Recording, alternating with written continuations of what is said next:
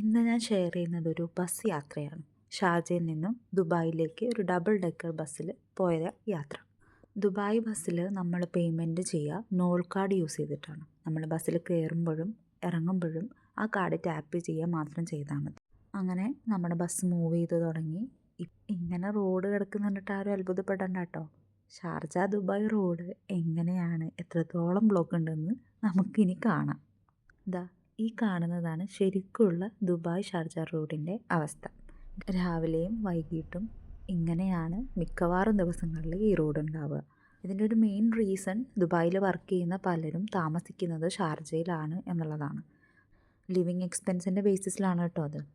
അങ്ങനെ ഒരു 1.5 മണിക്കൂർ ബ്ലോക്ക് കിടന്ന് അവസാനം വണ്ടി ഒന്ന് ശരിക്കും മൂവ് ചെയ്ത് തുടങ്ങി. റോഡിൻ്റെ അവസ്ഥ ഇങ്ങനെ ആയതുകൊണ്ട് തന്നെ നമ്മൾക്ക് എത്തേണ്ട ടൈമിൻ്റെ എത്രയോ മണിക്കൂർ മുന്നേ നമുക്ക് ഷാർജയിൽ നിന്ന് ഇറങ്ങേണ്ട അവസ്ഥയാണ്. എനിക്കിപ്പോൾ ഇന്ന് ഇവിടെ എത്തേണ്ടത് 11 മണിക്കായിരുന്നു.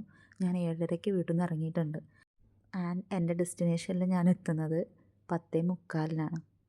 സോ നല്ല പോലെ കാൽക്കുലേറ്റ് ചെയ്ത് ഇറങ്ങിയാലേ നമ്മൾ വിചാരിക്കുന്ന സമയത്ത് നമുക്ക് എത്താൻ പറ്റുള്ളൂ.